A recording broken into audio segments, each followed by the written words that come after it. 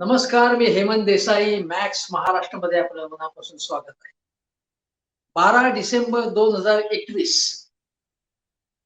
महाराष्ट्राचे एक मोठे नेते, एवढंच नव्हे तर देशामधले एक मोठे नेते शरद पवार यांचा जन्मदिवस आहे 12 डिसेंबर. आणि 12 डिसेंबर 2021 रोजी शरद पवार हे 82व्या वर्षात पदार्पण करत. वयाची 80 त्यांनी पार केलेली आहे. आपल्याला आठवत असेल की 75 झाली पवार साहेबांची, तेव्हा त्या कार्यक्रमाला सगळेच्या सगळे राजकीय नेते हजर होते. त्यामध्ये अगदी सोनिया गांधी, नरेंद्र मोदी हे सुद्धा होते. आणि जो मुंबईत जो कार्यक्रम झाला त्याला राज ठाकरेंपासून, उद्धव ठाकरेंपासून भाजपचे सगळे नेते, महत्वाचे नेते, मग नितीनजी गडकरी असतील, देवेंद्रजी असतील, सगळे नेते हजर होते. शरद पवार यांचे सर्व पक्षामध्ये मित्र आहेत. आणि शरद पवार हे एक प्रकारे अजात शत्रू अशा प्रकारचे नेते. शरद पवारांचा वाढदिवस आहे, त्यामुळे त्यांच्याबद्दल बोलताना मी अशा काही गोष्टी सांगणार आहेत की ज्या थोड्याशा नव्या पिढीला कमी माहिती असतात. जुन्या पिढीतल्या लोकांना काही गोष्टी माहिती असतील, पण त्या गोष्टी सांगून शरद पवार हे अजूनही रेलेव्हंट कसे आहेत हे मला सांगायचं. मला पवारांची तुलना करताना नाटक चित्रपटातल्या गोष्टी का आठवतात? एक तर पवार साहेब हे यशवंतराव चव्हाण यांच्या मुशीतून घडलेले नेते. आणि चव्हाण साहेबांना, यशवंतरावांना साहित्य, संगीत, लोककला, क्रीडा, विज्ञान या सगळ्या गोष्टींची आवड होती. आणि तशाच प्रकारची आवड ही शरद पवारांना देखील आहे. पवारांचे माडगुळकर, गदी माडगुळकर मित्र होते, पु ल देशपांडे मित्र होते, गोवारीकर, वसंत गोवारीकर हे मित्र होते. कितीतरी वेगवेगळ्या क्षेत्रातले लोक त्यांचे मित्र होते. गीत रामायण ऐकताना ज्यांनी पवारांना बघितलंय, तो एक व्हिडिओ सुद्धा आहे बघा, सुप्रिया सुळे यांनीच तो व्हिडिओ व्हायरल केला.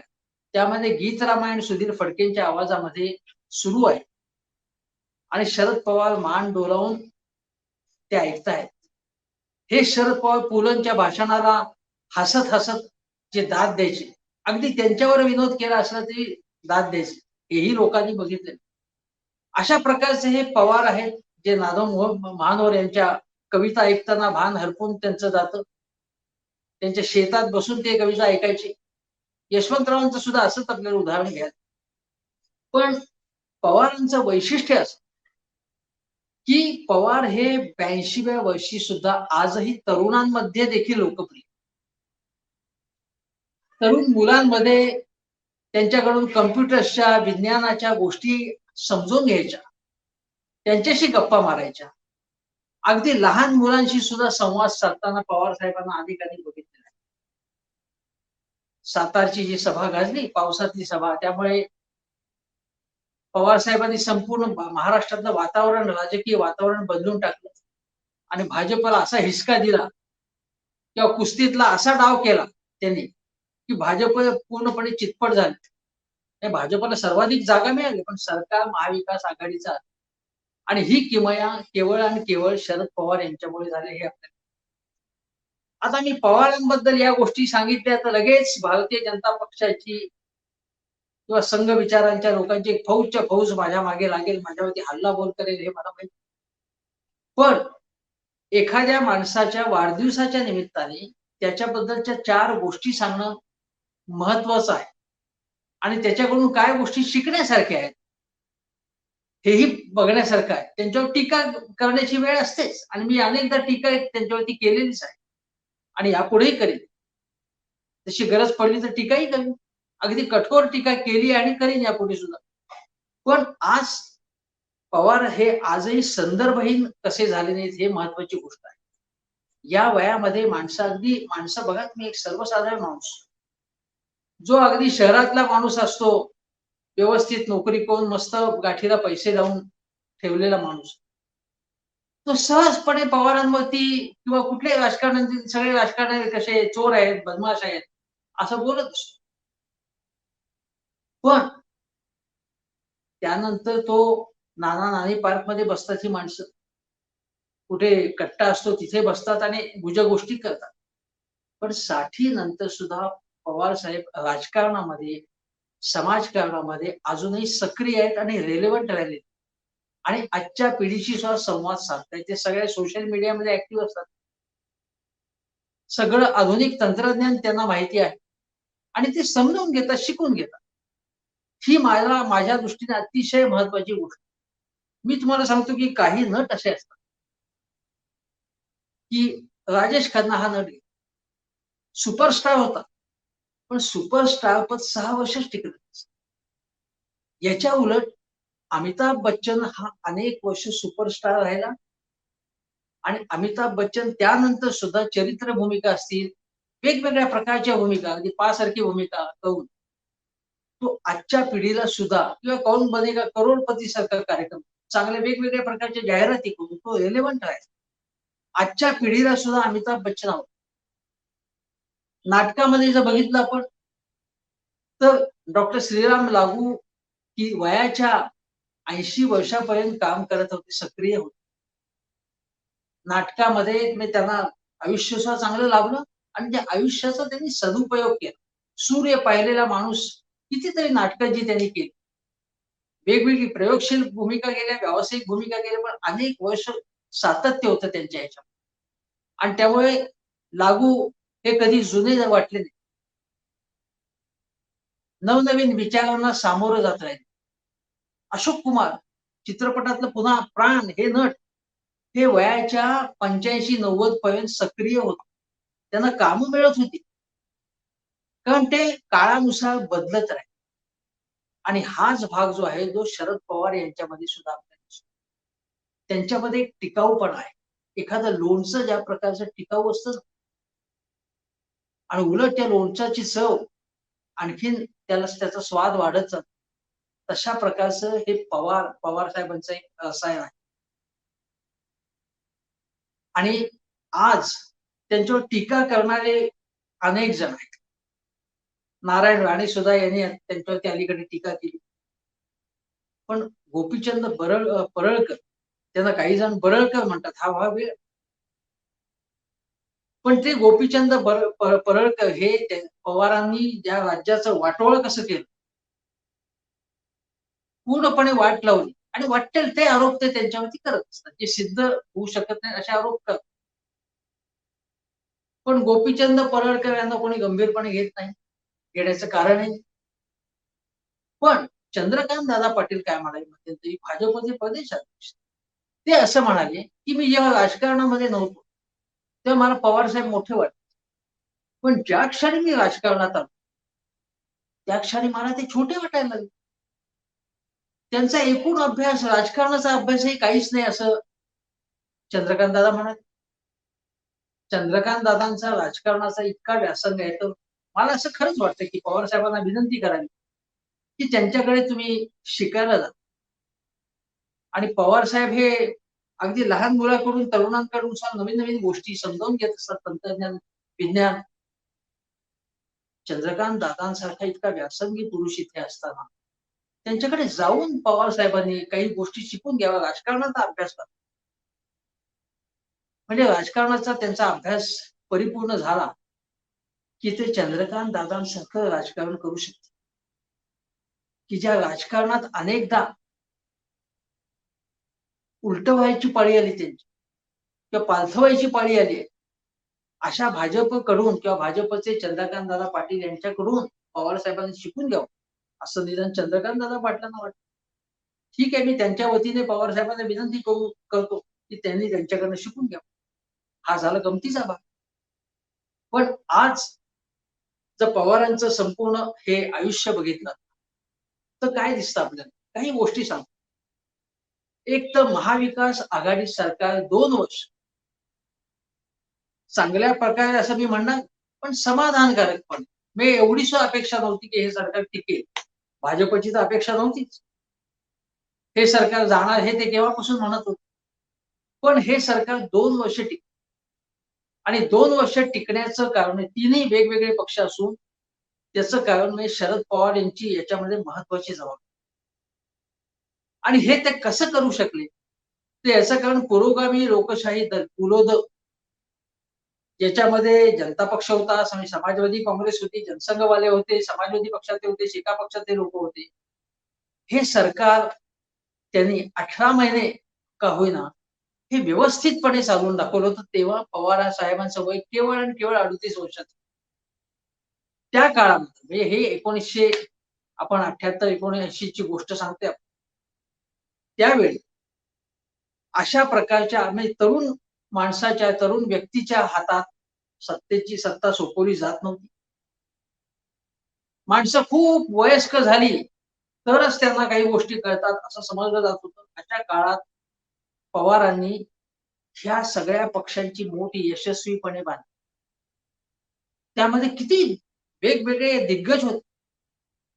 भाजपचे म्हणजे जनसंघाचे उत्तमराव पाटील होते. शेका पक्षाचे एन.डी. पाटील होते. गणपतराव देशमुख होते. जनताचे समाजवादी विचारांचे निहाल अहमद होते.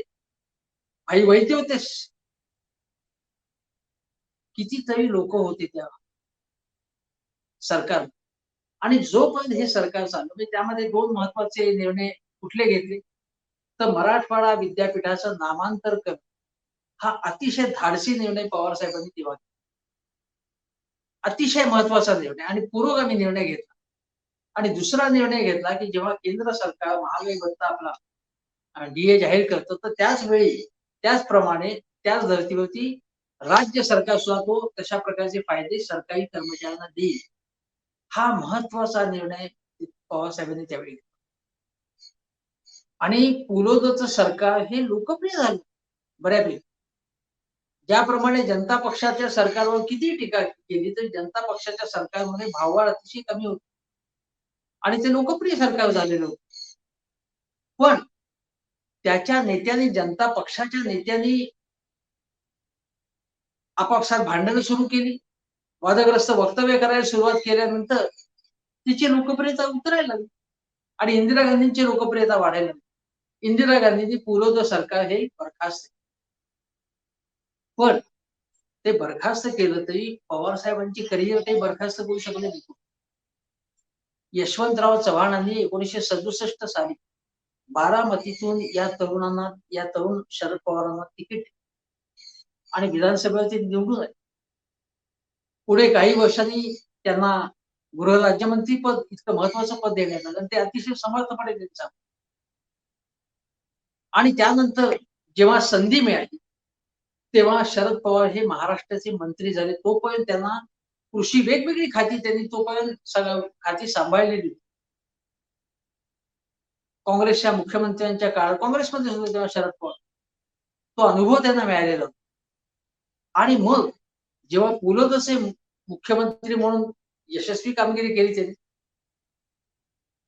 त्यावेळी पुढे अंतुले जेव्हा मुख्यमंत्री झाले तेव्हा पवारसाहेब विरोधी पक्ष नेता म्हणून काम करत होते. आणि सातत्यात म्हणजे 1987 सालापर्यंत जेव्हा विरोधी पक्ष नेते होते किंवा विरोधी पक्षात होते तेव्हा जरी सरकार बरखास्त झालं असलं तरी पुरोगामी लोकशाही दलाच्या नेतृत्वाने ते निवडणूकही लढवली. जनसंघ म्हणजे त्यानंतर 1980 साली भाजप असं नाव झालं, भाजप असं नामांतर झालं. या लोकांना बरोबर घेऊन त्यांनी निवडणूक सुद्धा लढवली. विरोधी पक्ष नेते म्हणून शेतकरी दिंडी काढली. शेतकऱ्यांचे प्रश्न सातत्याने ते मांडत राहिले. विरोधी पक्ष नेते म्हणून सुद्धा त्यांनी कर्तबगारी आपली गाजवली. आणि त्यानंतर म्हणजे पुन्हा ते म्हणजे जेव्हा समाजवादी काँग्रेस म्हणजे काँग्रेसमध्ये जेव्हा फूट पडली होती त्यानंतर इंदिरा काँग्रेस आणि पवार साहेबांचे रस्ते वेगवेगळे झाले. आणि काँग्रेसपासून दूर गेले होते. यशवंतराव चव्हाण हे त्यांनी काँग्रेसमध्ये जेव्हा फूट पडली तेव्हा रेड्डी काँग्रेसमध्येच यशवंतराव होते. पवार साहेब हे यशवंतरावांची साथ करत होते. पण यशवंतरावांना पुढे लक्षात आलं की 1980 मध्ये ते इंदिरा गांधींची सत्ता पुन्हा आली आणि इंदिरा काँग्रेस हीच खरी काँग्रेस आहे हे लक्षात आल्यानंतर स्वगृहीत परतण्याचा त्यांनी प्रयत्न सुरू केला. त्यावेळी काही काळ यशवंतरावांना अपमानित व्हायला. पण वयाच्या 71व्या वर्षी यशवंतरावांचं निधन झालं.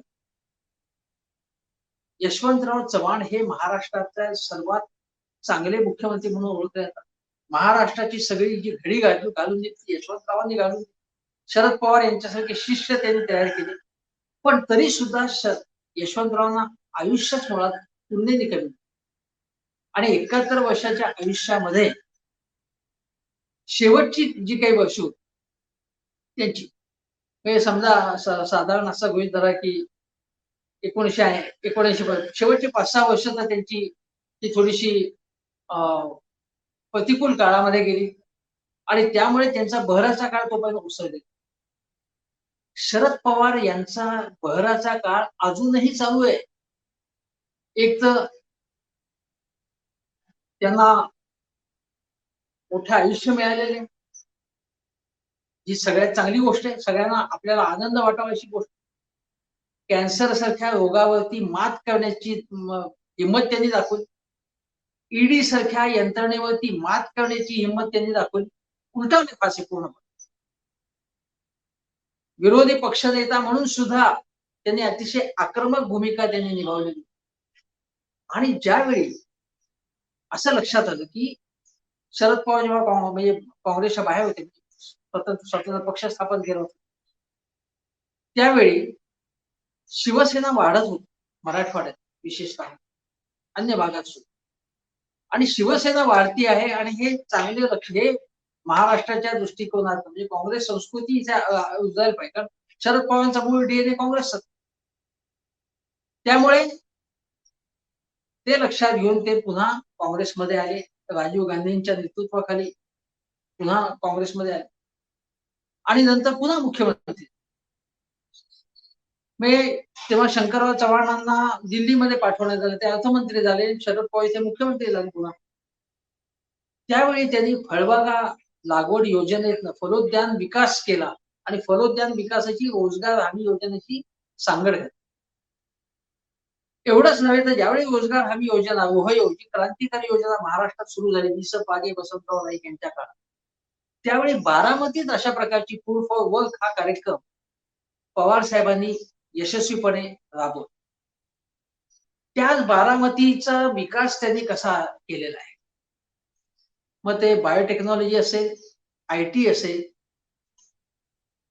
एकूण तरुणांना वेगवेगळ्या आधुनिक व्यवसाय कौशल्यांचं प्रशिक्षण देणं असेल, पुण्यामधलं बारामती हॉस्टेल असेल, अनेक संस्था ज्या बारामतीत त्यांनी रुजवल्या आणि वाढवल्या. विद्या प्रतिष्ठानच्या माध्यमातून अनेक कामं केली आणि त्यापासून प्रेरणा घेऊन अशा प्रकारच्या संस्था स्थापन कराव्यात, अशा प्रकारचा विकास करावा, ही प्रेरणा घेऊन त्यांचे जे सहकारी होते त्यांनी सुद्धा वेगवेगळ्या संस्था, शिक्षण संस्था असतील, कोणी सहकारी साखर कारखाने असतील, कोणी सूतगिरणी असतील, यांची उभारणी केली. आणि त्यामध्ये म्हणजे साखर कारखाने असेल, सहकारी याच्यामध्ये अपप्रवृत्ती शिरल्या या शंका झालेल्याच आहे आणि त्यामध्ये पवारांचे अनेक साथीदार सुद्धा गुंतले, हेही नाकारण्याचं कारण. पण विकासातून, विधायक प्रकारच्या विकासातून ग्रामीण परिवर्तन कसं होत हे शरद पवार यांनी उदाहरणही घालून दिलं. आणि भारतीय जनता पक्षाचे अनेक नेते खासगी ते असं मानतात की हे योग्य झालं. नितीन गडकरी, गोपीनाथ मुंडे यांनी त्यापासून प्रेरणा घेऊन स्वतःचे कारखाने काढले. हे आपण लक्षात घेतलं पाहिजे. एक प्रकारे याच्या मागे प्रेरणा यशवंतराव किंवा शरद पवारांची होती. कारण काँग्रेसच्या नेत्यांनी सुरुवातीच्या काळामध्ये 1960च्या 70च्या दशकामध्ये महाराष्ट्रात सहकारी क्षेत्र रुजवलं. तर सहकारी बँकिंग असेल, सहकारी शिक्षण संस्था असतील, सहकारी साखर कारखाने असतील, सूतगिरणी असतील, जिनिंग प्रेसिंग मिल्स असतील, खरेदी विक्री संघ असतील, हे जे रुजवलं आणि त्याच्यामध्ये भाजपच्या काही नेत्यांनी त्यापासून प्रेरणा मिळाली. हे आपण लक्षात घेतलं, हा त्यांचा गुण लक्षात घेतला आणि म्हणून त्या संस्थांच्या माध्यमातून, त्या सत्तेच्या माध्यमातून त्यांनी राजकारण सुरू केलं, ठेवलेलं आपलं ते नाकारण्याचंच कारण. त्यानंतर म्हणजे ज्यावेळी ते पुन्हा मुख्यमंत्री झाले आणि नंतर मग 1990च्या आसपास पुन्हा एकदा तिसऱ्यांदा मुख्यमंत्री झाले, त्यावेळी शरद पवारांच्या विरुद्ध काँग्रेसमधल्याच काही लोकांनी बंड केलं त्या बंडाला सुद्धा मग त्याच्यामध्ये विलासराव असतील, रामराव अधिक होते, सुशील कुमार होते, या सगळ्यांनी बंड केलं आणि त्याला राजीव गांधींचा दिल्लीतून आशीर्वाद. त्या बंडाला सुद्धा शरद पवारांनी चोखपणे म्हणजे त्याचा सामना केला. ते सगळ्यांना पुरून उरले आणि पवार टिकले. हे नेते आता तुम्ही बघा, हे वेगवेगळे नेते, काही जण दुर्दैवाने आपल्यामध्ये नाही, त्यांच्याबद्दल मी म्हणत नाही, पण जे हयात नाहीत किंवा जे हयात आहेत ते सुद्धा रिलेव्हंट तेवढे राहिले नाही तेवढे शरद पवार रिलेव्हंट. शरद पवारांचं नाव अजूनही म्हणजे त्यांच्याशिवाय कुठलेही हालचाल महाराष्ट्र करू शकत. एक काळ तर असं होतं की बाळासाहेब ठाकरे आणि शरद पवार हे दोनच नेते महाराष्ट्राचं राजकारण संपूर्ण करत. आज बाळासाहेब आपल्यात नाहीये, पण शरद पवार आणि शरद पवार यांनी हा जो काही आपलं महत्व अजूनही टिकवलंय त्याचं कारण सुद्धा आपण समजून घेतो की प्रतिकूल गोष्टींशी सामना देणं, नवीन नवीन गोष्टीची माहिती करून घेणं. पवार साहेब एकदा म्हणाले होते की मी वेगवेगळ्या क्षेत्रातल्या नामवंतांना जाऊन भेटतो. म्हणजे उदाहरणार्थ कृषी शास्त्रज्ञ स्वामीनाथन, त्यांना भेटून मी शेती हा विषय समजून घेतो. शेती मंत्री झाले त्याच्या आधी त्यांना माहितीच नव्हताच नाही. महाराष्ट्रासह कृषी खातं सांभाळलं, पण गोवारीकरण करून हवामानासारखा विषय समजून, पर्यावरणासारखा विषय समजून घेतो. या ज्या गोष्टी आहेत ते मी यशवंतरावांकडून शिकतो. महाराष्ट्र टाइम्सचे संपादक गोविंदराव तळवलकर यांच्याकडून सुद्धा त्यांना वेगवेगळ्या विषयांचं मार्गदर्शन मिळत. नवीन नवीन पुस्तकं कोणती आलेली आहेत त्याची माहिती गोविंदरावांकडनं त्यांना होत असे. या ज्या गोष्टी आहेत त्या अतिशय महत्वाच्या आहेत आणि हे शिकणं जे आहे महत्वाचं, सतत शिकत राहणं. आमच्या काळी असं होतं, त्या काळी तसं होतं, आता काही राहिलं नाही, अशा प्रकारची भाषा पवारांच्या तोंडून कधी आलेली नाही, हे आपण लक्षात घेतो. आता थोडस एकदम नंतरच्या टप्प्यावरती येतो की पवार म्हणजे जेव्हा राजीव गांधींचं दुर्दैवाने हत्या झाली आणि त्यानंतर नरसिंहराव पंतप्रधान झाले, त्यावेळी पवारांनी असा स्टँड घेतला होता की नरसिंहराव पक्षाध्यक्ष तर झालेलेच होते, पण पंतप्रधान पद आणि पक्षाध्यक्षपद एका व्यक्तीकडे असू नये अशी भूमिका पवारांनी घेतली. पंतप्रधान पदाच्या शर्यतीत सुद्धा ते उतरले, पण त्यावेळी त्यांना यश मिळालं नाही, कुठल्याही प्रकारचे यश मिळाले. अजून एकदा ते उतरलेले होते पक्षाध्यक्ष पदाच्या सुद्धा लढतीमध्ये, त्यावेळी सुद्धा त्यांना कमी मतं मिळाले. राजेश पायलट होते, अजून होते नेते सीताराम केसरी वगैरे, त्यावेळी पवार साहेबांना मतं कमी मिळाली.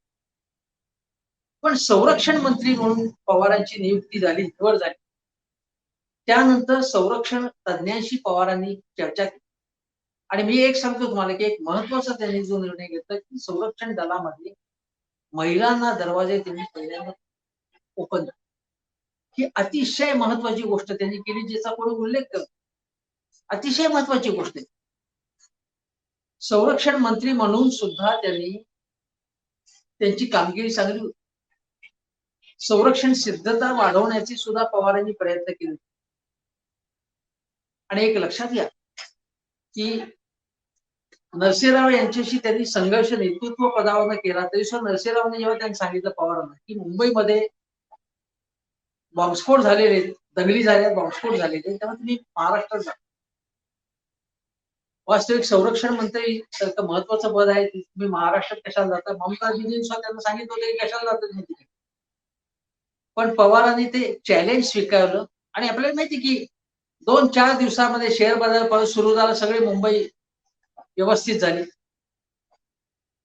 आणि बॉम्बस्फोट झाले तेव्हा सुद्धा शरद पवारांनी कशा प्रकारची वक्तव्य करून मुंबईमध्ये धार्मिक तणाव होऊ नये यासाठी कशा प्रकारची स्ट्रॅटेजी केली हेही आपण लक्षात घेतलं पाहिजे. त्यामुळे धार्मिक तणाव मुंबईमध्ये वाढला नाही, ही त्यांची अतिशय महत्वाची गोष्ट आहे. आणि नरसिंहरावांशी संघर्ष केल्यानंतर आम्ही नाही जा, आम्ही बोलणारच नाही, आम्ही पाठ फिरू ते आले की, अशा प्रकारचं वर्तन त्यांनी केलं. त्यांच्याशी सुद्धा त्यांच्या समन्वयाने काम केलं. नंतर आपल्याला माहिती की बाबरी मशीद जेव्हा दुर्दैवाने त्याचा ढाचा पाडण्यात आला, त्यानंतर देशातलं वातावरण बदललं आणि पुढे नरसिंहरावांचा म्हणजे काँग्रेसचा पराभव झाला निवडणुकीमध्ये. पण त्यानंतर जेव्हा संयुक्त आघाडीचा प्रयोग झाला तेव्हा सुद्धा काँग्रेसला 140-45 अशा जागा होत्या आणि त्यामध्ये महाराष्ट्रातल्या जागा सगळ्यात जास्त निवडून आल्या होत्या.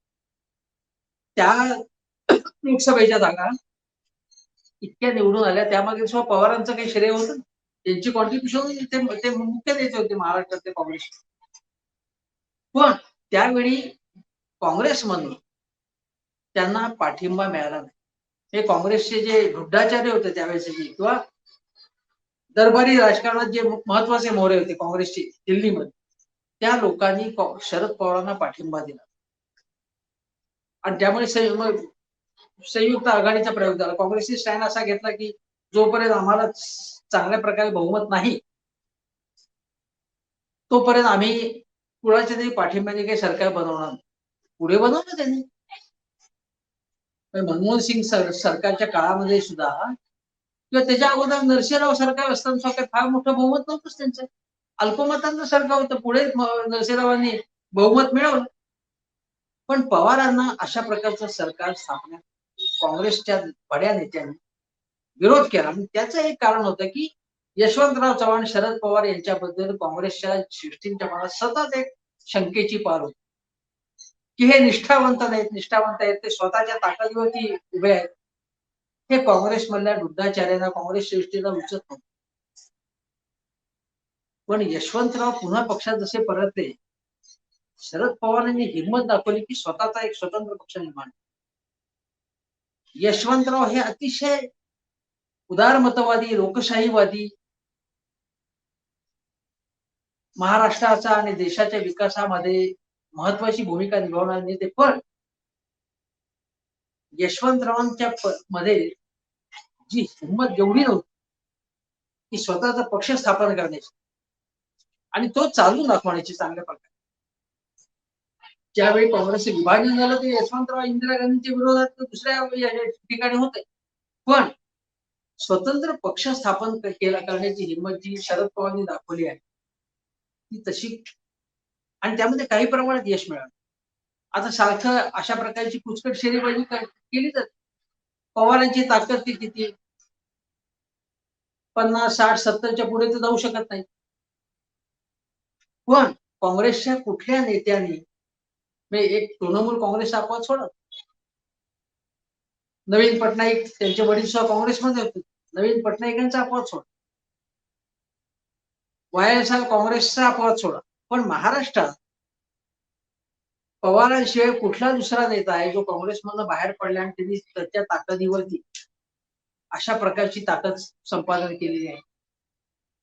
कोणाच शक्य झालेलं नाही. आणि पवारांची ती मर्यादा असं समजू. पण म्हणून उपरोधाने शेरेबाजी करण्याचा अधिकार इतरांना नाही.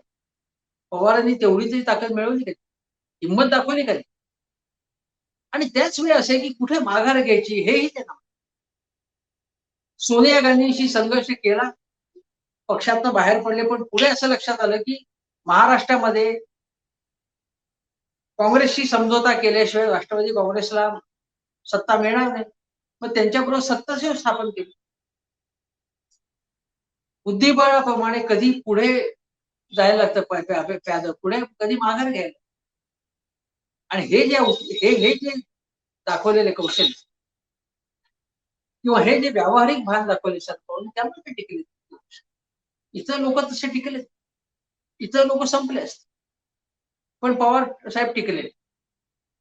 आणि सोनिया गांधींशी इतकं म्हणजे त्यांचं विदेशी मूळ ही ती भूमिका तर मला अजिबातच मान्य होती पवारांवरती. तेव्हापासून आमच्या ऐक्याने टीका केलेली. पण त्यानंतर परत त्यांच्याशी जमून घेणं हा एक व्यवहार राजकारणात हा हे व्यावहारिक भान ठेवायला लागतं. ते पवार साहेबांनी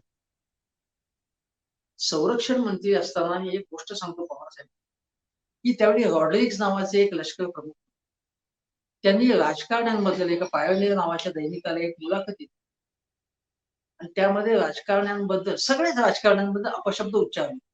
लष्कर प्रमुख पदी असतात, वास्तविक लष्कर प्रमुखांनी पॉलिटिकल स्टेटमेंट करायची नसतात, तो संकेत नाही.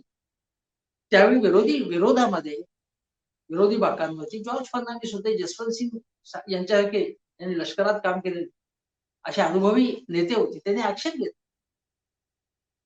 आता माफी मागणार म्हणजे सरकार म्हणून, संरक्षण मंत्री म्हणून याच्याबद्दल काही स्टेटमेंट करून माफी मागणं, दिलगिरी प्रदर्शित करण्याची आवश्यकता होती. तेव्हा शरद पवारांनी जसवंत सिंगांना विचारलं की याची योग्य प्रकारे ड्राफ्टिंग करायला पाहिजे आणि त्यांच्या सहकार्याने, त्यांच्या सल्ल्याने त्यांनी तो मसुदा बनवला आणि त्यानंतर भाजपने सुद्धा याच्या संबंधी संसदेमध्ये रणकंदन केलं, नाही तर खूप मोठा इश्यू झाला असतो. आणि पुन्हा या संरक्षण खातं हा म्हणजे नाजूक विषय असल्यामुळे त्या त्या लष्कर प्रमुखांबद्दल अशा प्रकारे जाहीर स्टेटमेंट्स करणं, संरक्षण मंत्र्यांनी असेल किंवा संसदेमध्ये काही रणकंदन होणं हे बरोबर झालं नसतं. म्हणून समन्वयाने त्यांनी ही गोष्ट साध्य केली. हे आपण लक्षात घेतलं पाहिजे. म्हणजे विरोधी पक्षांशी सुद्धा चांगले संबंध प्रस्थापित केले तर कसं होतं, चांगली गोष्ट. अजून एक गोष्ट सांगतो, यामध्ये एकदा संसदेमध्ये म्हणजे मोदी सरकारच्या काळात ही गोष्ट सांगतो. एकदा संसदेमध्ये नरेंद्र मोदी एका संसदेच्या आवारात कुठला कार्यक्रम होता, ते आले पवार साहेबांजवळ, म्हणाले की क्यों शरद जी आजकल कुछ मिलता नहीं आप. आता हा जो एक पर्सनल कॉन्टॅक्ट ठेवणं, ते विरोधी म्हणजे ते आपल्या विरोधातले असून सुद्धा त्यांच्याशी चांगल्या प्रकारे कॉन्टॅक्ट ठेवणं. आणि पवार साहेबांनी सांगितले की कृषी मंत्री असताना सुद्धा त्यांनी गुजरातचे मुख्यमंत्री म्हणून मोदींना खूप सहकार्य केलं. पण हा जो पर्सनल कॉन्टॅक्ट, रॅपो ठेवणं ज्याला म्हणतात, तो अतिशय महत्वाचा असतो. आणि माझं असं म्हणणं आहे की राहुल गांधींनी किंवा सोनिया गांधींनी तो ठेवला पाहिजे की संसदेमध्ये तुम्ही संघर्ष करा, जबरदस्त टीका करा, पण त्यांच्याशी बोलायचंच नाही, त्यांच्याकडे जायचंच नाही, असं कशासाठी करतात. या पूर्वीच्या काळामध्ये जेव्हा वाजपेयी अडवाणी होते त्या काळामध्ये काँग्रेसचे आणि यांचे संबंध, नेत्यांचे संबंध चांगले होते, असे नव्हते. भले संसदेमध्ये खूप हाणामारी झाली असेल, पण व्यक्तिगत संबंध चांगले ठेवलेले होते. तो डायलॉग ठेवला पाहिजे सतत, तो शरद पवार डायलॉग ठेवला, हे आपण लक्षात घेतलं. म्हणून त्यांचे अनेक वेगवेगळ्या पक्षात त्यांचे दोस्त होते. म्हणजे चंद्रशेखर आणि शरद पवारांचे किती चांगले संबंध होते. ते चंद्रशेखर जनता पक्षाचे नेते होते, अध्यक्षही होते. आणि तेव्हा पुलं सरकार होतं, पण तेव्हापासून चंद्रशेखर यांच्यासारख्या नेत्याची संबंध, व्यक्तिगत मैत्रीचे संबंध तेव्हापासून, त्याच्या अगोदरपासून, चंद्रशेखर तरुण तुर्क असल्यापासून त्यांची दोस्ती होती. वाजपेयीशी किती चांगले संबंध होते शरद पवारांचे. म्हणून वाजपेयींनी त्यांच्यावरती मोठी जबाबदारी दिली होती. आणि लातूर असेल, म्हणजे किल्लारी असेल, भुज असेल, तिथे पवार साहेबांनी आपली भूमिका चांगल्या प्रकारे निभावली. या गोष्टी आहेत. नेता का टिकतो इतके वर्ष, ते आपण लक्षात घेतलं पाहिजे. मनमोहन सिंग यांनी सुद्धा पवारांबद्दल असं विधान केलं होतं, मला आठवतं की मंत्रिमंडळात म्हणजे सुधारणावादी अजेंडा हा ठेवणार आणि तो पुढे घेऊन जाणार असा नेता म्हणजे शरद पवार. त्यांनी सांगितलं होतं, जेव्हा मी अर्थमंत्री म्हणून रिफॉर्म्स, तेव्हा रिफॉर्म्सचा पहिल्यांदा सपोर्ट कोणी केला. सगळ्याच देशामध्ये विरोधी वातावरण होतं. हे काय जागतिक बँकेचा अजेंडा आहे, हा देश विकला जाणार, ईस्ट इंडिया कंपनी येणार वगैरे गप्पा चालू असताना शरद पवारांनी ओपनली मनमोहन सिंगांना सपोर्ट केलेला होता. आणि कृषी मंत्री म्हणून सुद्धा त्यांनी त्यावेळी सपोर्ट केला. त्यांच्याच जे काही वेगवेगळे रिफॉर्म्स होते. आणि त्या काळामध्ये शेतीमध्ये मोठ्या प्रमाणात प्रगती झाली होती. शेतीमालाचे आधारभाव विक्रमी पातळीवरती वाढवण्यात आले. शेतीमालाची निर्यात वाढवलेली होती. हे पवारांचं यश त्यांच्या पदरात घातलंच पाहिजे. आणि त्याच वेळी मला हेही म्हणायला पाहिजे, सांगायला लागेल की बाळासाहेब ठाकरे आणि त्यांची जी मैत्री आपण बघितली, सुप्रिया सुळे यांना बाळासाहेबांनी पाठिंबा राज्यसभेवरती त्या पहिल्यांदा जेव्हा त्या निवडून आल्या, तेव्हा ती बिनविरोध निवडणूक झाली. आणि सुप्रियाताईंना बाळासाहेबांनी आपली मुलगी आहे, हा जो संबंध बाळासाहेबांशी शरद पवारांनी प्रस्थापित केला, दोस्ती जी होती, जॉर्जशी दोस्ती होती त्यांची, हा भाग घेण्यासारखा आहे की वेगवेगळ्या पक्षातल्या लोकांचे संबंध ठेवायचे. प्रतिकूल काळामध्ये ते संबंध कामाला येतात त्यांचे. तुम्ही डायलॉगच ठेवणार नाही असं करून चालत नाही राजकारणामध्ये. आम्ही नाही जा असं नाही म्हणता येत. हा एक भाग आहे. आता पवारांवरती आरोप किती काय काय झाले तुम्हाला सांगतो. त्यापैकी म्हणजे अनेक आरोप झाले आतापर्यंत. आणि ते आरोप आपण कोणते झाले ते आरोपानंतर सुद्धा ते आरोप त्यांना चिकटले नाही. अनेक वर्षापूर्वी मला आठवते की मुंबईमध्ये म्हणजे भूखंडांचं संपूर्ण श्रीखंड वगैरे माहिती असेल. पण त्यावेळी 250 भूखंडांचं जे याच्या संबंधी म्हणजे डी रिझर्व केले गेले म्हणून आरोप करण्यात आला. आणि मृणाल ते होत्या त्यावेळी. त्यांनी मोठे बरेच आरोप केले होते शरद पवार.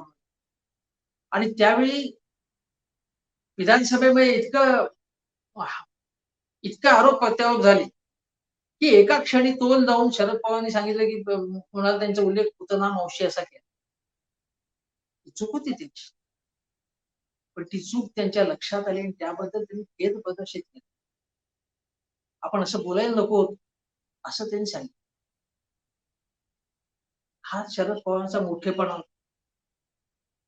अलीकडे मृणाल त्यांच्या स्मृतीप्रित्यर्थ एक कार्यक्रम झाला. तिथे पवार साहेब तिथे गेले होते आणि त्यावेळी पवारांनी मृणाल त्यांच्या खूप आठवणी सांगितल्या. अजून आपल्याला माहितीये की दाऊद इब्राहिमशी त्यांचा संबंध होते, असे खोटे नाटे आरोप झाले, ते काही सिद्ध झाले हे आपल्याला माहिती. पण शरद पवार जेव्हा मुख्यमंत्री होते तेव्हा गोवारी हत्याकांड झालं होतं. 114 लोकांचा मृत्यू झाला. मधुकर पिचड हे आता भाजपमध्ये गेले, त्यांना राजीनामा द्यायला लावला होता. चेंगराचेंगरी झाली. पण त्यानंतर काँग्रेसच्या विरुद्ध वातावरण व्हायला सुरुवात झाली आणि त्याच वेळी मराठवाडा विद्यापीठाचं नामांतर झाल्यामुळे सुद्धा भडकावण्याचा प्रयत्न आला. त्यावेळी शिवसेनेची लाईन वेगळी होती. आता शिवसेना आणि राष्ट्रवादी एकत्र आहे, पण शिवसेनेची लाईन वेगळी होती का आणि त्यावेळी पवारसाहेब काँग्रेसमध्ये होते. पण काँग्रेस आणि शिवसेना एकमेकाच्या तीव्र विरोध होता त्या एकमेकात. पण त्यानंतर पवार साहेबांवरती जेव्हा आरोप झाले ते एका पक्षात नियतकालिकाने आउटलुक नियतकालिकाने आरोप केले. खेळणार अण्णा हजारे हे तर होतेच. मांडववर्षी त्यांचे कसे संबंध आहेत वगैरे ते काहीही सिद्ध होऊ शकत नाही. काही सिद्ध होऊ शकत. उलट आउटलुक सारख्या नियतकालिकाला माफी मागायला लागली. मोठा दावा केला होता पवारांनी त्यांच्यावर. दुसरी गोष्ट अशी की कृषी मंत्री असताना त्यांनी गहू घोटाळा केला म्हणून आरोप झाला. नंतर साखरेच्या बद्दल साखर 50 रुपयापर्यंत नेली आणि आयातदारांना म्हणजे इम्पोर्ट लॉबीला फायदा व्हावा म्हणून पवारांनी काही धोरणं अशी केली असा आरोप झाला. कुठलाही आरोप टिकू शकतात. नंतर मला आठवते की लोकपाल अशी मागणी सुरू झाली होती की लोकपाल आला की भारत एकदम स्वच्छ होईल, भ्रष्टाचार नष्ट होईल असं जे अण्णा हजारे म्हणत होते. एक समिती नेमण्यात आली लोकपालचा मसुदा बनवण्यासाठी. त्या समिती शरद पवार. मग अण्णा वगैरे मागणी केली की पवार जिथे असता कामा नये आणि ते असता कामा नये असं म्हटल्यानंतर मग पवारांनी त्या समितीचा राजीनामा दिला.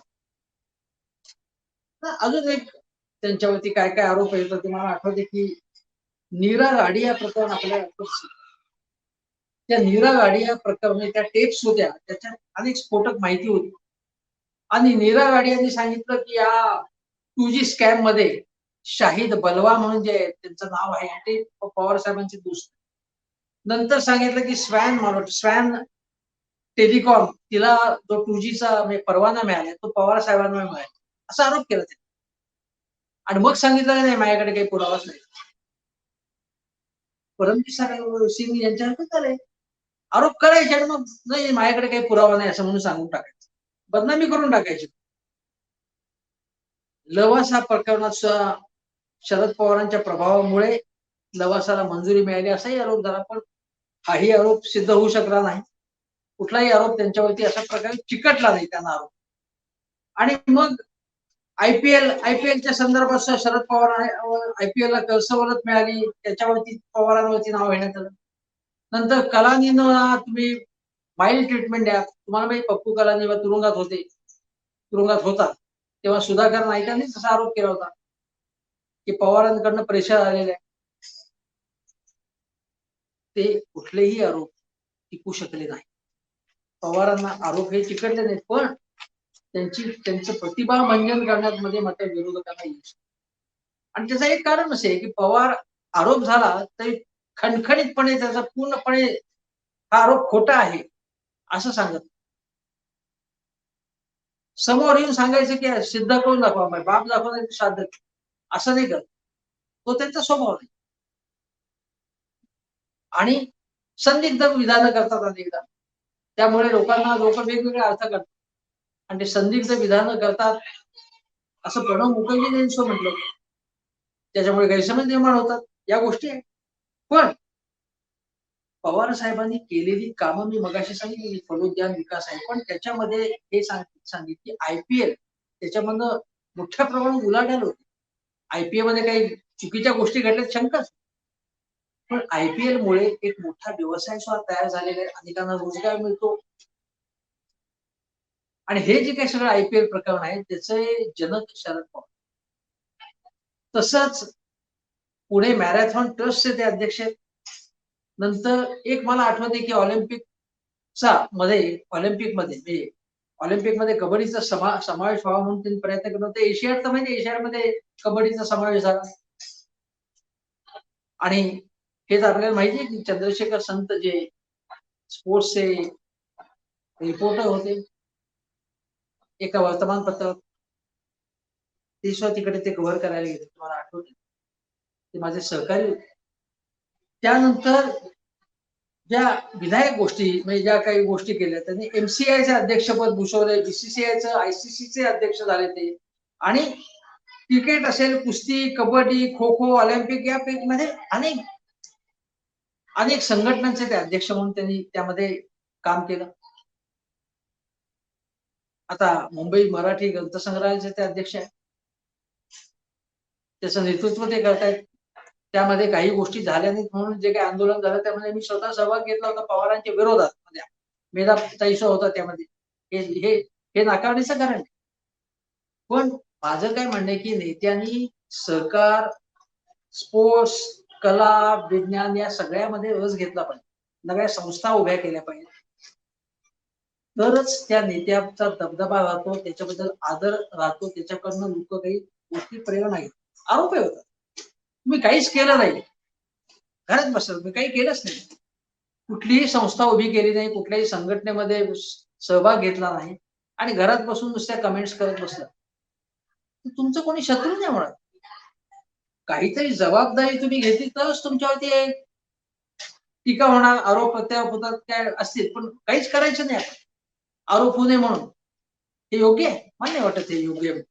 आणि म्हणून हे पवारांच्या ज्या काही गोष्टी आहेत त्या ज्या कदाचित तरुण पिढीला काही गोष्टी कमी माहिती असतील, त्या मी मुद्दाम आता इथे सांगायचा इथे प्रयत्न केला. आणि आज असं बघितलं तुम्ही की मला हे सांगायचं की राष्ट्रीय राजकारणामध्ये जर तुम्ही बघितलं, बघा आता पवार साहेब 4दा मुख्यमंत्री झाले, महाराष्ट्रात विरोधी पक्ष नेतेपद भूषवलं असते, महाराष्ट्रात म्हणजे मंत्रीपद तर अनेक भूषवली, वेगवेगळी खाती सांभाळली. नंतर केंद्रामध्ये संरक्षण खातं आणि कृषी मंत्री ही 2 महत्वाची खाती त्यांनी भूषवली. आपत्ती निवारण जे स्वतंत्रपणे एक यंत्रणा उभी केली त्याचं नेतृत्व त्यांनी केलं. आणि त्याच वेळी जर आपण बघितलं तर अनेक संस्थांचं म्हणजे शिक्षण संस्था, कितीतरी संस्था, त्याचं काम उभं केलं. अगदी आता शेतकरी आंदोलन जे चालले दिल्लीमध्ये, त्याला मागून जी पाठिंबा आहे, मागून वेगवेगळ्या प्रकारची मदत ते पवार साहेबांनी केली. IT क्षेत्रामध्ये, स्टार्टअप्स मध्ये जे कोणी नवीन नवीन प्रयोग करतात, विज्ञानामध्ये, शेतीमध्ये जे नवीन नवीन प्रयोग करतात तरुण तरुणी, त्यांना मदत करण्याचं काम पवारसाहेबांनी केलं. पहिला धोरण त्यांनी आखलं. महिलांना जे रिझर्वेशन आहे स्थानिक स्वराज्य संस्थांमध्ये ते पवारसाहेबांमुळे आले. या गोष्टी आपण लक्षात ठेवल्या. एखादा नेता जो असेल, आज मी बघतो की व्हॉट्सअप विद्यापीठावर किंवा सोशल मीडियावर कोणी कोणाबद्दल काय वाटते ते बोलत असत. मला तर स्वतःला अनुभव आहे. पवार यांनी अनेक चुका केल्या आहेत, त्यांच्यामध्ये दोष आहेत, आपल्या सगळ्यांमध्ये आहेत. त्यांच्यावर आरोप झालेले आहेत. त्यांच्या काही सहकाऱ्यांवरती मी गंभीर काही आक्षेप घेतलेले आहेत. त्यांच्यावर स्वतःवर घेतलेले आहेत. पण म्हणून एकच एक बाजू नसते, नेत्याची अनेक बाजू असतात. वाढदिवसाच्या निमित्ताने त्याच्या कुठल्या गोष्टी आपण लक्षात ठेवायच्या, की ज्यापासून आपण काही शिकू शकतो. महाराष्ट्राचा आज जर विकास करायचा असेल, तर महाराष्ट्राच्या तरुण तरुणांनी त्यांचे काही आयकॉन्स असतात, त्यांच्या पुढचे काही आदर्श असतात. आणि एक आदर्श जरी असला तरी त्याच्या ज्या चुकीच्या गोष्टी असतील, त्याचे दोष असतील ते बाजूला ठेवतो आणि चांगल्या गोष्टी समोर ठेवायच्या. पवारांचं नेतृत्व अजूनही रिलेव्हंट का राहिलं, हे माझा महत्वाचा प्रश्न आहे. हे बारामतीचं पाणी आहे, ते अजूनही खळाळतंय, खळाळून वाहतंय ते. रोहित पवारला शरद पवारांकडनं काही गोष्टी घ्याव्याशा वाटतात आणि रोहित पवार मध्ये लोक पवारांना सांगतात. सुप्रियाताई गमतीने म्हणाल्या होत्या मध्ये की यांच्या डोक्यात काय असतं ते आम्हाला कळत नाही, पण त्यांच्याबद्दल आम्हाला आरपार आदर आहे, पिता म्हणून पण एक नेता म्हणून. मग पवारांनंतर कोण नेते? मग सुप्रियाताई का अजितदादा का? दोघांमध्ये भांडणं होणार अशी एक चर्चा भाजपच्या अड्ड्यांवरती विशेषतः रंगत असते. अजितदादांनी सुद्धा एकदा प्रश्न विचारला तेव्हा त्यांनी सांगितलं होतं की उद्या जर मुख्यमंत्रीपदी समजा संधी मिळाली तर राष्ट्रवादी काँग्रेसने जर सुप्रियाताईंची निवड केली तर तुम्हाला काय वाटेल? अजितदादांना कोणाला आवडणार नाही भावाला की माझी बहीण मुख्यमंत्री झाली, कोणाला नाही आवडणार? मला आवडेल ते, असं त्यांनी उत्तर दिलं. पवार साहेबांनी विचारलं की तुमच्या नंतर कोण? ते असं म्हणाले होते की हे मी ठरवणार नाही, शेवटी लोकच निर्णय घेत असतात. त्यांनी सांगितलं होतं की सुप्रियाताईंना राष्ट्रीय राजकारणात आणि अजितदादांना महाराष्ट्राच्या राजकारणातच. अप्रत्यक्ष उत्तर त्यांनी दिलं, पण तरी सुद्धा कोणाला वाटत असेल की चांगली झुंपावी दोघांना आणि राष्ट्रवादी नष्ट व्हावी, असं कोणाला वाटत असेल. पण पवार साहेबांनी सांगितले की लोक निर्णय घेतले, कारण ही सरंजामशाही नाही, ही घराणेशाही. घरातले लोक असले तरी ही घराणेशाही नाही, म्हणजे आम्ही ठरवू ते असं नाही म्हणत. लोक काय ते निर्णय घेतील, लोकांमध्ये ज्याचा करिश्मा वाटेल, लोकांना जो पसंत असेल तो होईल. करिश्मा हा शब्द मी आजचा उच्चारला. करिश्मा कोणाला असतो?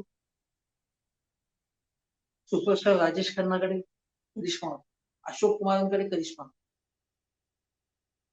नाटकामध्ये काशीनाथ घाणेकरांना जसा करिश्मा होता तसा डॉक्टर लागूंना करिश्मा नव्हता, ते कबूल आहे. पण ते अशोक कुमार आणि लागू टिकले. राजीव गांधींकडे करिश्मा होता, इंदिरा गांधींकडे करिश्मा होता, मोदींकडे करिश्मा होता, तसा करिश्मा शरद पवारांकडे नाही. शरद पवारांना काँग्रेसने वाव दिला असला तरी देशाच्या राजकारणामध्ये जो एक लोकप्रियता आला, पंतप्रधान ते झाले असते तर मराठी माणसाला आनंदच वाटत. पण यशवंतराव चव्हाण किंवा शरद पवार हे नेते महाराष्ट्राच्या बाहेर अन्य अनेक राज्यात अशा प्रकारे लोकप्रिय होऊ शकले नाही. त्यांच्या राजकारणाची किंवा त्यांच्या नेतृत्वाची ही आपण मर्यादा समजली पाहिजे. स्कोप मिळाला नाही हे कबूल आहे, पण स्कोप मिळाल्यानंतर खूप मिळालं असतं तरी सुद्धा ते लोकप्रिय होऊ शकले असते कधी शंका सगळ्या देशावर. पण सगळे जे लोकप्रिय नसतात ते महत्वाचे नसतात, ते प्रभावी नसतात असं म्हणायचं काही नाही. सरकार स्थापन करताना केंद्रामध्ये किंवा महाराष्ट्रामध्ये जी मागून भूमिका काही निभावणारी लोक, गृहरचना स्ट्रॅटेजी करणारी लोक लागतात, सर्वांना एकत्र आणणारे काही नेते लागतात, आयडिओलॉजिकल काही बेस देणारे नेते, विचारसरणी देणारे नेते लागतात. अशा नेत्यांपैकी एक पवार साहेब. पवार साहेब हे ऍक्टर नाही तर रंगभूमीवर. ऍक्टर वेगळा आहे, पण डायरेक्टर महत्वाचा असतो. सिनेमामध्ये, नाटकामध्ये डायरेक्टर महत्वाचा असतो आणि हे डायरेक्टर मागून डायरेक्शन देणार हे पवार साहेब. हे बारामतीचं पाणी. आणि म्हणून वयाच्या 82व्या वर्षात पदार्पण करताना सकाळी 5 वाजता उठून सगळीच्या सगळी वर्तमानपत्र तासात 2 तासात वाचून सगळे दिवाळी अंक अनेक पुस्तकं वाचून त्यात काय चांगलं हे सुप्रियाताईंना असेल किंवा जवळपासच्या सगळ्या तरुणांना सांगायला पवार साहेब. वेळात वेळ काढून गाणी ऐकणारे पवार साहेब. वेळात वेळ काढून उत्कृष्ट पुस्तकं लावणं वाचणं वेगवेगळ्या विषयांवरची नाटकं बघणारे, चित्रपट बघणारे पवार साहेब. ही अशी जी काही आपण अष्टावधानी वेगवेगळ्या क्षेत्रामध्ये रुची असणारे लोक जे असतात ते लोक आपला प्रभाव टाकतात. राजकारण तुम्हाला त्यांचं पसंत असेल नापसंत असेल, त्यांची आयडिओलॉजी पसंत असेल नापसंत असेल, पण ते टिकले काय हे समजून घेतलं. सोशल मीडियावरनं किंवा युट्यूबवरनं ट्रोल करणाऱ्या लोकांनी हे समजून घेतलं पाहिजे. एखाद्या माणूस काय यशस्वी होतो हे आपण समजून घेतो ना. अंबानीवर आपण टीका करू पण यशस्वी तर झालेले आहेत ना ते. जगामधले 100 बिलियनर मध्ये ते आहेत. देवेंद्र फडणवीसांवरती मी टीका करेन पण ते यशस्वी आहेत ना. त्यांच्यामध्ये काही गुण आहेत. वाजपेयी ज्या पक्षाची विचारसरणी मला सगळी विचारसरणी मान्य नाही ती भाजपची मान्य नाहीच स्पष्ट सांगतो. पण वाजपेयी हे मोठे नेते होते. आडवाणी हे मोठे नेते. त्यांची काही कॉन्ट्रीब्युशन आहे राजकारणामध्ये. मोदींची विचारसरणी मोदींचा कारभार मला मान्य असेल पण ते लोकप्रिय हे मला मान्य करायला लागेल. हे आपण समजून घेतलं पाहिजे राजकारणामध्ये असं मला वाटतं. आणि म्हणून शरद पवारांना या वाढदिवसाच्या दिवसानिमित्त मी शुभेच्छा देतो मनापासून. त्यांची जिद्द, त्यांची चिकाटी, त्यांचे कष्ट आणि त्यांचा सगळ्या प्रतिकूल परिस्थितीशी आरोग्याशी असेल व्यक्तिगत किंवा सगळ्या विरोधकांना अंगावर घेण्याची जी हिंमत ते दाखवत आहे आणि दाखवलेली आहे. आज मोदींच्या विरोधात राजकारणाचं संपूर्ण एक सगळ्यांना एकत्र आणण्याचं जे काम ते करत आहेत ते सुद्धा या वयाच्या 81व्या वर्षी वाखाणण्यासारखं आहे. आता ते 82 मध्ये प्रवेश करतात. त्यांच्या आरोग्यासाठी, त्यांच्या आयुष्यासाठी, त्यांच्या राजकारणासाठी शुभेच्छा मनापासून मी देतो. आणि हे बारामतीचं पाणी आहे. हे बारामतीचं पाणी आपण लक्षात घेतलं पाहिजे. ते अनेकांना पाणी पाजतात आणि त्याच वेळी अनेकांना आधारही देतात. हे आपण लक्षात ठेवलं पाहिजे. आणि म्हणून शरद पवार आजही रिलेव्हंट आहेत, आजही संदर्भयुक्त आहेत. त्यांचा संदर्भहीन झाले नाही हे आपण लक्षात ठेवलं पाहिजे. त्यांना पुन्हा एकदा शुभेच्छा देतो आणि इथे थांबतो.